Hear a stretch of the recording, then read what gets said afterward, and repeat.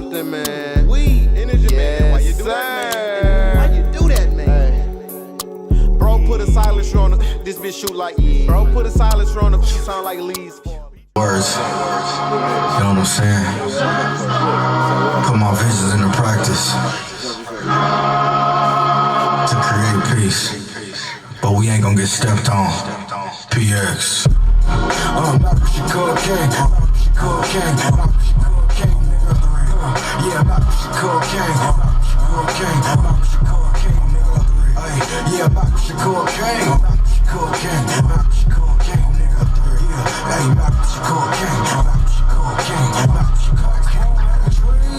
nigga, 40 acres in the mule ain't shit to a king, nigga.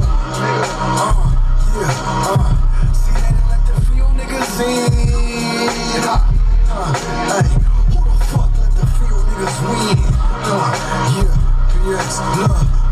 We went from cotton picking black ass niggas to driving foreign cars, counting paper fast ass niggas. Put us behind the bar, still we surpassed them niggas. Obama in the White House, they used to laugh at niggas. Ha! See, they was trying to hold us back cause they was scared for us to blow. They didn't know the only way is up once you hit the flow. And they knew they couldn't stop us, so they made us stop ourselves. Shame on us for believing in fairy tales. Must come down, what goes up must come down.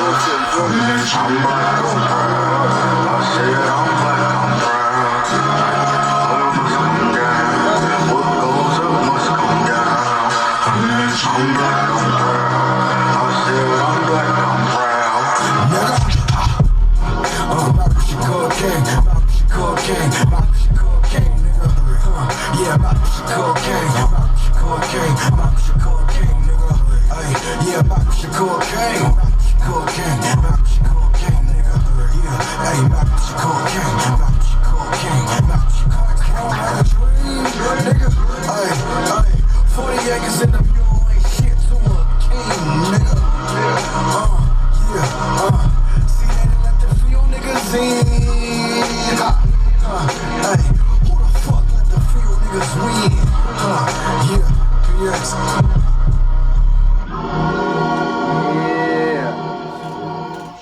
Go ahead and turn down that for y'all, man. It's starting to heat up in here, man. We got to blow the studio up. But what it is, man, welcome back to Up Next Podcast. It's your boy Jmoney.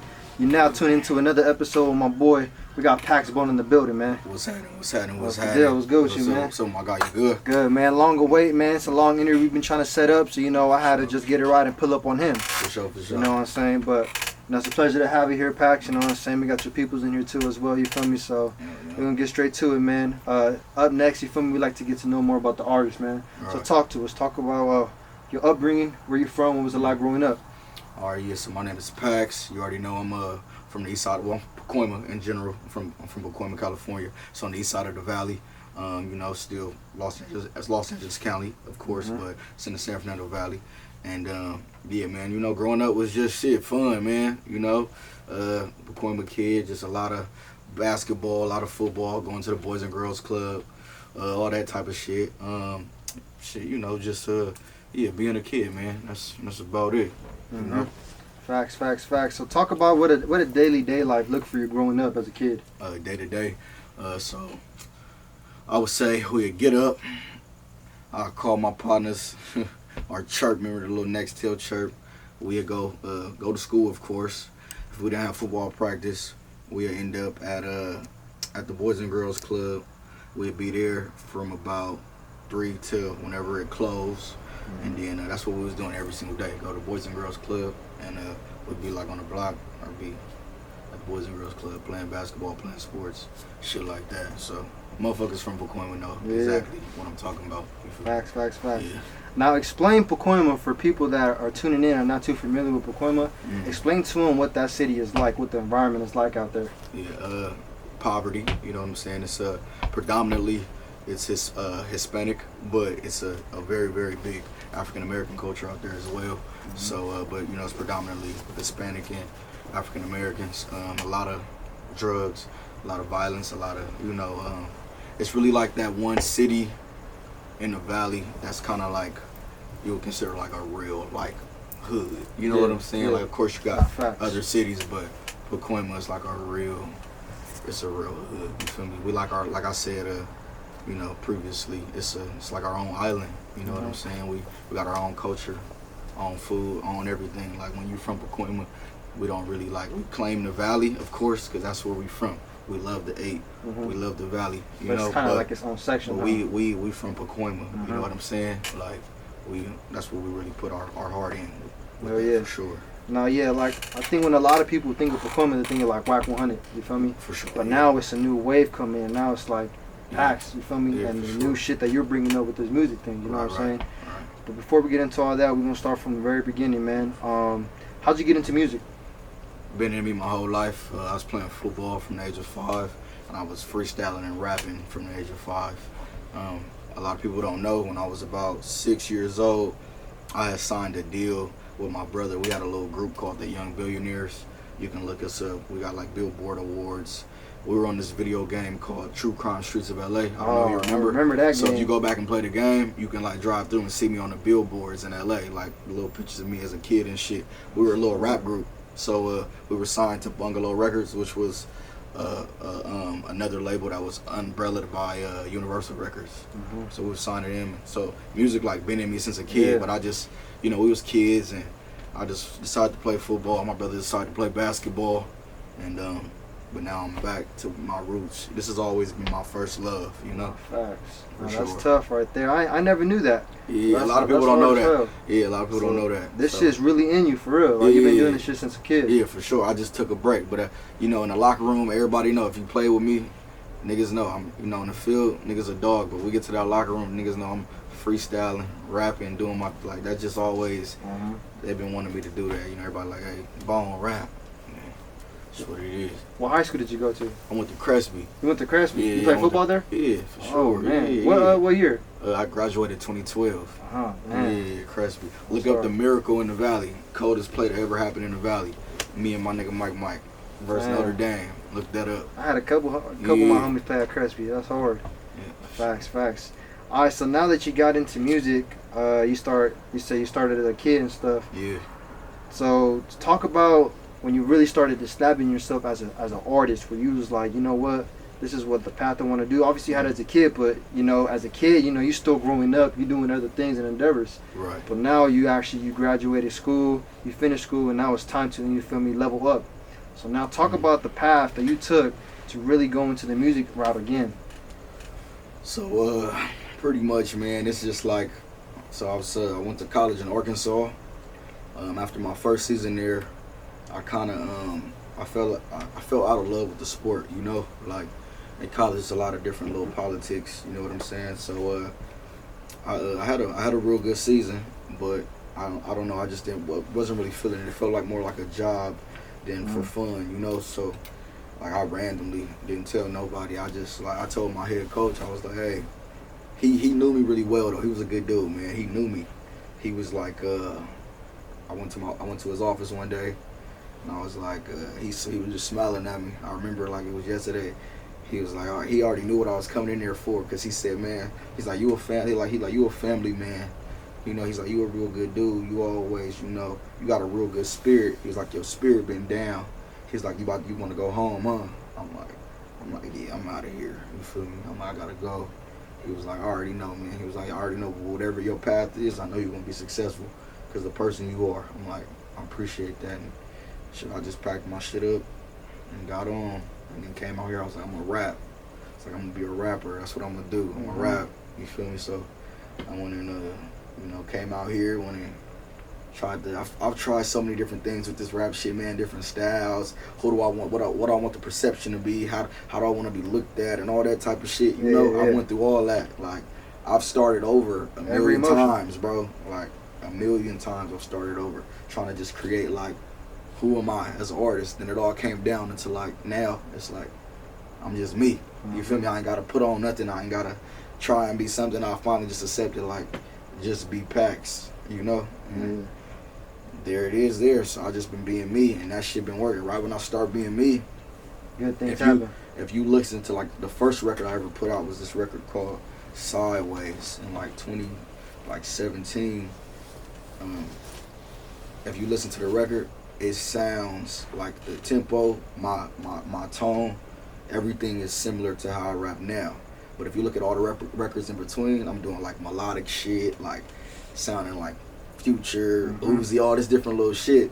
But you look at now, I'm signed, and it's like they signed me based off of the music that I made when I first started. You feel me? Like now the music that I make is just like that first record I put out. You know? So we're gonna talk about that. So we're gonna talk about the transition you made. So in 2020 you dropped the project Data. Yeah. So talk about the. You know your shit, man. You know your shit. Come on, man. This is what I do, man. You know what I'm saying? Yeah. So talk about this. So in 2020 you dropped Data.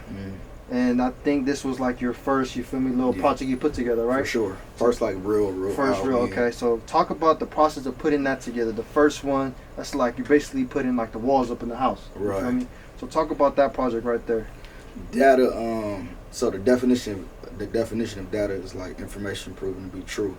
So I was like on this record, I called it Data on this album because it's like, okay, everything I say on this motherfucker is gonna be facts. I wanted everything to be factual, and I was like, I don't want to name the album Facts. It was something wicked, you know what I'm saying, cool, witty for facts. Okay, Data, boom. And then something that we always say, like, you know, niggas be like, oh, facts. We always be like, data that. Like, you say some real shit, like, all right, data that, cool. So that's where the data came from. Putting it together, I was at a real good space, man. It was like quarantining, you know, a nigga was just like so spiritually in tune. Like, I've always been very spiritual, you feel me? But like when I put that together, I was like at like a spiritual high, you feel me? Like everything was just, I just felt good, you know, like everything was going good, you know, and I just like really just, that's the main thing that came. That was just everything that I'm talking about in that. It was just there. That's what was happening right then and there. I was on some like, you know, I was going through some shit, like, you know, with a female, you feel me? And she kind of like helped me in a lot of positive ways, you know? Like my daughter's mother, she helped me in a lot of positive ways on that project. Just little situations me and her I went through, and like me seeing her grow in certain ways, she helped me. Like a lot of those records, she influenced a lot of those records for sure. No, yeah. So it's cool though. No, for sure. Now after that drop, you know, I can see it in your Instagram and like the music that you're putting out.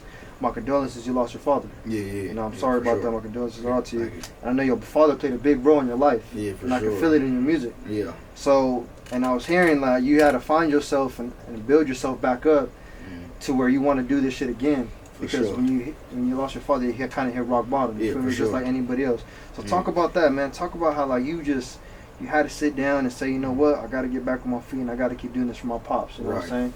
So talk about that, man. I ain't never even talked about it like shit, let alone off camera, even on camera. You feel me? So I'm gonna just make it short with it. You know what I'm saying? Pretty much, Pops is a real one. You feel me? And you know I was doing this with him. You know what I'm saying? And it'll be a disservice to him and his whole existence if I stop. So that's just that. Plain and simple. You feel me? Yes, sir, man. And like I said, man, I can feel it in your music, and you feel me, and I wish everything the best for you. No, you feel me? appreciate you, bro. You know, Yeah. real. All right, so now we go into 2022. Malcolm Shakur King. Yes, sir. Now you really start to establish your sound. You start to establish, you know, who you are as an artist. Right. You know what I'm saying? We can feel we can see the creativity, the uniqueness, you know, everything that you're doing. We can see it. Okay, Pax Bone has established itself as this type of artist. Right. So talk about that, man. Talk about, first of all, what does Malcolm Shakur King mean to you? Okay, so after Data, about a month before I dropped Malcolm Shakur King, I put together just a little EP called Hearts and Arrows, and it was strictly just for the ladies. It's all on some melodic love type shit. So I just put that out there just because I had those records done, and I was like, let me just put this out there because I knew where I was going. You feel me? I knew what was coming next. I'm like, Malcolm Shakur King coming next, and once I drop this, I can't go backwards. You know what I'm saying? Until I'm established as an artist.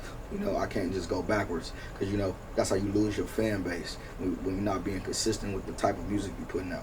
So I was like, okay, I'm going to put this out real quick so I can hurry up and get to Malcolm Shakur King.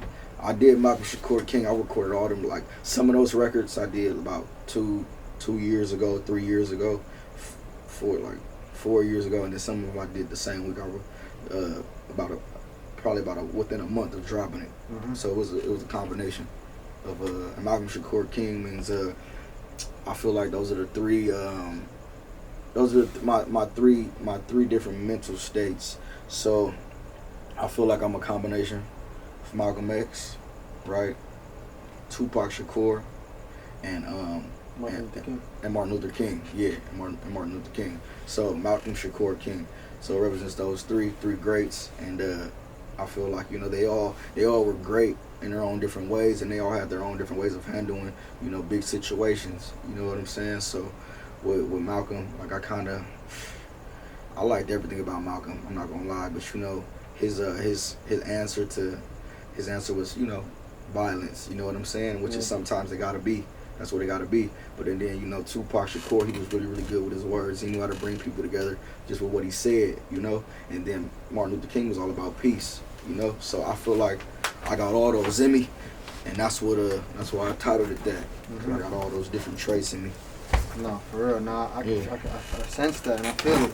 And I was listening to this project, man, and it's like, bro, like your sound is different. You like, and you even said it too. A lot of these people want to sound like all these other people. You know what I'm saying? And we got the people that sound like Dracos. We got people that sound like, you feel me, like these other rappers over here. But not really everybody's establishing their own sound. And that's what you're doing. That's what you're stomping on the ground. You're establishing your own sound, being unique about it. So talk about that, man. Talk about how like the sound that you're bringing in is different from everybody else. Honestly, it's Pax. Like, don't nobody sound like me. Nobody lived the life that I lived, and I'm talking about shit that I did. So it's never gonna sound like nobody could say it the way that I say it and sound how I say it when I say it. You feel me? Because I'm the only one that lived it.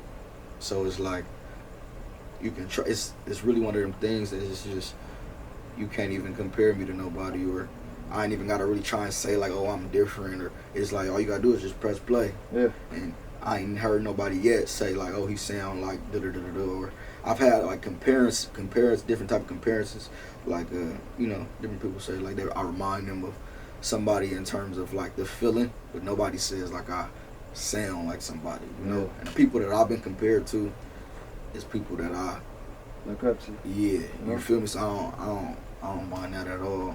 You know, like. And it's better to hear it coming from somebody else. You know what I'm saying? For sure. Especially people that you don't really know. Yeah. That's what really makes yourself as an artist like really build your ego up. Right. You know what I'm saying? It makes you feel like, or you know what, my work is actually paying off. For sure. So now, here we are, man.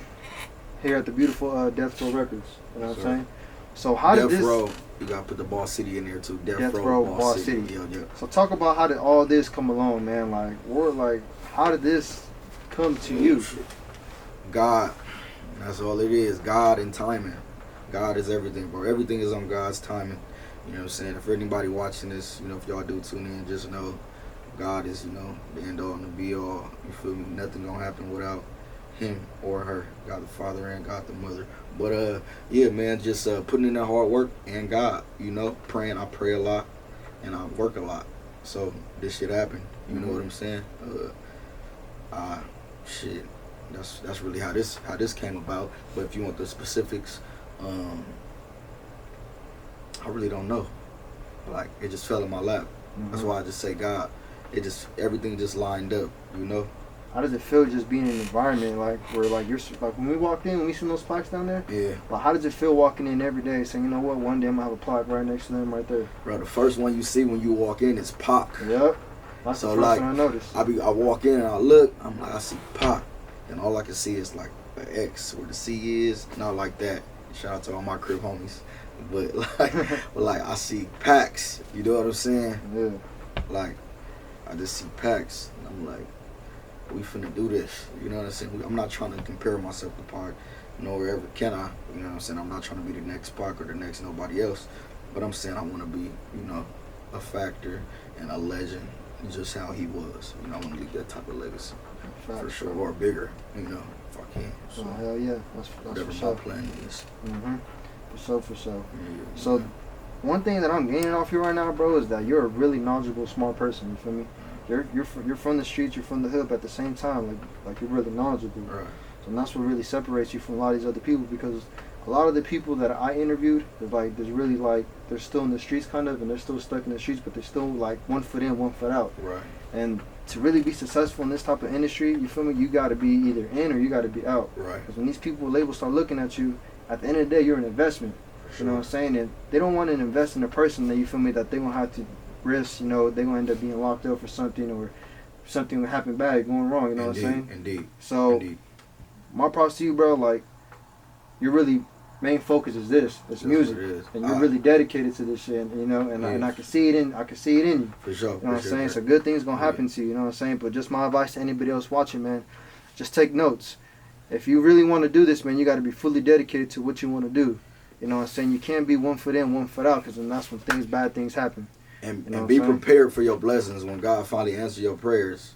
Be prepared for them, because every day, like, I've always prayed, like, if I get this opportunity, God, I'm going to stop doing this. I'm going to stop doing that. I'm going to stop doing this. Like, I promise, like, you know, I ain't going to do nothing negative, or, you know what I'm saying? I ain't going to do this no more. I don't give a fuck how bad it get. I ain't going to do this. If you just give me this, I ain't going to go back to that no matter what. You feel me? And then, like, here we are. You feel me? And I ain't doing nothing negative at all. It ain't nothing. I ain't doing nothing illegal. Nothing. You feel? I strict. This will pay me. You feel me? Like, you know what I'm saying? I get paid to. What you telling me? You gonna pay me to make music, bro? I was doing this. I've been doing this shit. I've been paying to make music, man. Nigga, you know what I'm saying? Like, you about to give me free stuff. I can come in this bitch whenever I want and record, and you gonna pay me to do it, and you gonna invest. Come on, bro. You'd be crazy to let what? Blessing in disguise. Man, I ain't doing nothing else. You feel me? I don't give a fuck. You couldn't pay me to go sell no weed, nothing. And you can't. I ain't doing shit. Cause then I'm gonna be. He gave me this shit. He could take that shit right from me. Mm-hmm. You feel me? In a heartbeat. Fast. So I ain't taking no risk. You feel me? I'm good. I took enough. Facts. I took enough risk for sure. Man, so talk about what's your goals that you have coming for the end of this year and going into next year. My goal is hopefully drop a single or a project. That's what I want to do. I want to drop. we're being real strategic with what we dropping. So I want to drop a single that I'm confident about, or just drop something. I just want to drop anything that I'm confident about. You said going into next year? Going into next year. And then just going into next year, I feel like my buzz in real life off of Instagram, outside of the music, is a lot bigger than my music. Like, the person that I am is more known and more, respected than the music. So I'm trying to get the music to catch up and surpass who I am as a person. You get what I'm saying? That's what I'm trying to do. Like, a lot of people, it's the opposite. You feel me? Like, the music is bigger than who they are. Everybody know me just being a solid individual, you know what I'm saying, and just being me, getting to it, you know? Now, I want the music to catch up and surpass everything. I want you to know me because of the music. You know what I'm saying? Get to know me. If you know Pax, I want the first thing to be, hey, the music. You know what I'm saying? And that's it. And that's all that matter. You feel me? Musician, a father. Shit. That's what matter. You know? No, for real, bro. What would you say would be your biggest inspiration right now? My daughter. My daughter, for sure. She everything. Keeps you going? Yeah, for sure. Keep me going. Keep me tired. Keep me everything. Every emotion. You feel me? She's everything to me. You know? So, like, I ain't got no other option. I gotta keep going. This shit gotta work. It's gonna work. You know? Like, it's gonna work. So, yeah, she gonna make it work. You feel me? No, yeah, for sure. Yeah. Now, one thing that I see you always talk about is like a tribe, a culture that you really live about. So talk about that culture and that tribe that you really you stamped on yourself and you really live for. All right, so yeah, the tribe right here. So never forget loyalty. That's the tribe. It's two minutes. So it's never forget loyalty, and then it's also no fiction. The tribe. No fiction is self-explanatory, all facts. And then never forget loyalty is, something else we live by, being honest and being real and, being loyal to our people. So, and I say the tribe, just because I don't want to call it a gang. I don't want to, we're more like a family, So, and so we call ourselves the tribe, but it's me and a few of my homeboys. And they all from different areas, all from different areas all over LA. There's Yeah, it's what I did was, okay, there's a few people that think like me that I know. There's a few people, a small hand, that think like me, and they're all from different areas. And they didn't know each other. So what I did was, I was like, you got a group of homeboys, and you go chill with this homeboy, and then like you go chill with this other homie another weekend or whatever, and then but I picked like, I fuck with a lot of people. I fuck with people even outside of the tribe. But the tribe are those individuals who like, I snatched out of this friend group, snatched out of this friend group, snatched out of this friend group. You got niggas from the east side of LA, the west side of LA. You got niggas from Hoover and 60s all in the tribe. You know what I'm saying? And putting them niggas together, because I just knew we all on the same type of like wavelength and we think the same. And I put them niggas in the same room just because I knew they was gonna vibe. They all fuck with me. I knew they was gonna fuck with each other. So one day I just like, fuck it, I'm inviting all these niggas. I'm like, there's a bunch of different niggas from different hoods, different situations. You feel me? I'm like, but they all fuck with me, and I know it ain't gonna be no bullshit. Mm-hmm. We get to the studio, them niggas everybody pull up, man, all of them, and like, man, the next day them niggas was hanging out without me. They out eat, they FaceTime me at brunch and shit with each other, like, you know what I'm saying? And I'm gone doing something. I'm like, and then from there it's, I'm like, okay, yeah, I know I made the right decision. I'm like, yeah, it's a tribe, we a family. You know what I'm saying? This shit bigger than music, bigger than anything, man.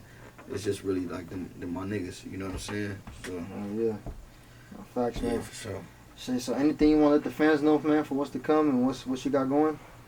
Shit, man, just stay tuned for everything that's coming. It's a lot coming, and everything that I do, I'm gonna do it my best. So if you wanna listen to some great music, hear some great vibes and some shit you may be able to relate to, may not be able to relate to, just tune in. I appreciate it. If you don't, it's all good. It's all love.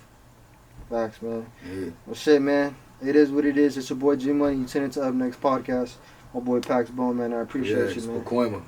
Yes, Me and this thing, man. You already know. Thank you for having me, champ. No doubt, man. Yeah. Stay tuned, man. We got new hot shit coming out. Jmoney up next. We Ball out. City, Death Row. Sir.